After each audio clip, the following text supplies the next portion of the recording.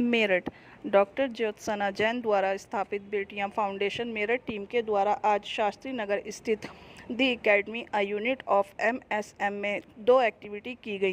पहली एक्टिविटी में यूकेजी के 8वीं कक्षा के छात्रों को गुड टच और बैड टच के विषय में विस्तृत जानकारी दी गई। आप लोगों को पहले से ही इस चीज़ की जानकारी होनी बहुत ज़रूरी है, क्योंकि ये कभी भी शुरू हो सकता है। तो आपको पहले से ही इस चीज़ के लिए प्रिपेयर रहना है कि अगर कभी भी आपके साथ आपके रूटीन से कुछ अलग होता है, हटके होता है, आपके शरीर से कोई भी अगर तरल पदार्थ अलग से निकलता है, तो आपको सबसे पहले अपनी मदर के पास, अपनी बड़ी बहनों के पास, अगर आप स्कूल में हैं तो बेहिचक आपको सबसे पहले अपनी टीचर के पास जाना है, उनको अपनी प्रॉब्लम बतानी है। ये नहीं है कि आप सिर्फ अपने पास तक ही रख रहे हो अपनी इस प्रॉब्लम को।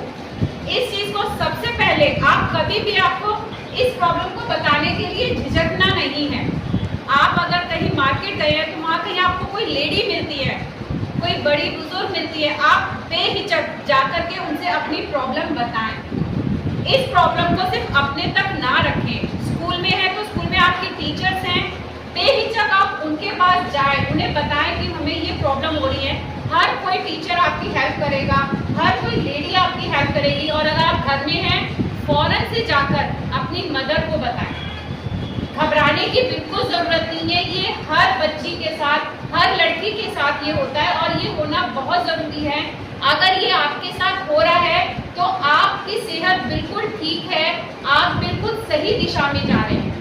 तो घबराना नहीं है, ये सभी के साथ होता है। तो सबसे पहले अपने आप को इस चीज़ के लिए तैयार रखें कि आपके साथ कुछ भी चेंज होता है, आपको सबसे पहले जाके उसे शेयर करना है।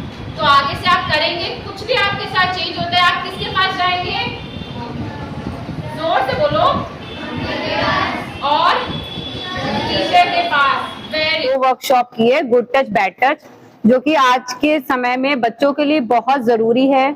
जैसा कि आजकल का माहौल बहुत ज्यादा खराब हो चुका है, बच्चे इन चीजों को समझ नहीं पाते हैं कि कौन उन्हें किस तरह से छू रहा है। तो उस चीज के लिए बच्चों को यहाँ पे अवेयर किया गया है, छोटे बच्चों से, नर्सरी के बच्चों से लेके बड़े बच्चों तक, क्योंकि वो फिर ऐसी चीजों को कहीं बता भी नहीं पाते हैं, अपने घर वालों को बताने से डरते हैं। तो उस चीज के लिए बच्चों को बताया गया है कि उन्हें डरना नहीं है। स्कूल में है तो टीचर्स को बताना जरूरी है, घर में अपने पेरेंट्स को ये सब बातें बतानी बहुत जरूरी है। दूसरा, हमने जो प्रोजेक्ट किया है बच्चियों के लिए हाइजीन के ऊपर, उनकी माहवारी के समय जब बच्चियों के साथ ये चीजें आती हैं तो वो बहुत परेशान हो जाती है, तो उनको वो किसी को बता नहीं पाती हैं, बहुत डरने लगती हैं।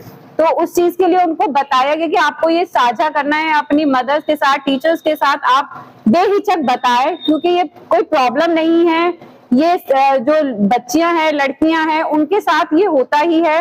तो उनको इस चीज से, ताकि वो परेशान ना हो, क्योंकि बच्चियां इन चीजों से बहुत परेशान हो जाती हैं, वो घबरा जाती हैं कि ये हमारे साथ क्या हो रहा है। तो इन चीजों से बच्चे काफी सेटिस्फाइड हुए हैं कि हमें ये चीजें उनको पता चली हैं, वो ताकि वो घबराएंगे नहीं आगे। तो कैसे ध्यान रखना चाहिए, कपड़े की जगह सैनिटरी पैड्स का इस्तेमाल क्यों करना चाहिए आदि के विषय में विस्तृत जानकारी दी गई और सभी छात्राओं को सैनिटरी पैड्स दिए गए।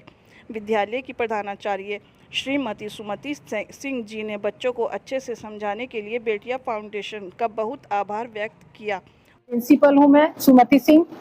आज बेटिया फाउंडेशन ने हमारे स्कूल में 2 तरह की वर्कशॉप की है और ये हमारा सौभाग्य है कि नवरात्रों के दिनों में, जो कि पूरे ये 9 दिन नारी शक्ति को और हमारी बेटियों को समर्पित होते हैं, तो इन दिनों में ये रहा तो हमारे लिए बड़ा ही सौभाग्य की बात रही।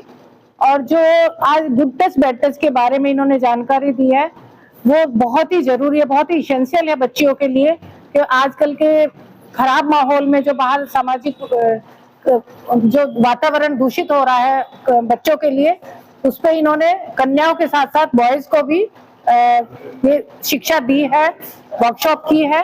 तो बहुत ही इसेंशियल है और समय समय पर ऐसी वर्कशॉप चलती रहनी चाहिए। उसके बाद दूसरी वर्कशॉप इन्होंने, जो टीनेजर है, जो मेंशनस प्रॉब्लम से वो जूझती हैं बच्चियां आजकल बिना ज्ञान के, तो वो इन्होंने बहुत ही अच्छा इनका सेशन रहा। और मैं आगे भी इन लोगों से अनुरोध करूंगी कि आगे भी इस तरह के सेशन चलते रहने चाहिए और भी संस्थाओं को इस तरह के प्रयास करते रहने चाहिए ताकि समाज के लिए बहुत ही अच्छा कार्य हो रहा है और बच्चों का आगे आने वाली जनरेशन का इससे बहुत ही अच्छा इनको नॉलेज प्राप्त हो सके। और भविष्य में अपने विद्यालय में और भी एक्टिविटी करवाने की अपनी इच्छा प्रकट की। यह एक्टिविटी मेरठ की कोऑर्डिनेटर मनीषा जैन द्वारा की गई, जो प्रेसिडेंट राधिका अन्नी, वॉइस ऑर्डिनेटर पूर्णिमा आर्या, वॉइस एडवाइज़र प्रभा गुप्ता की सभी टीचर का सहयोग रहा। और बेटिया फाउंडेशन की कोऑर्डिनेटर मनीषा जैन ने नवरात्रों की शुभकामनाएं कहते हुए स्कूल स्टाफ का धन्यवाद किया।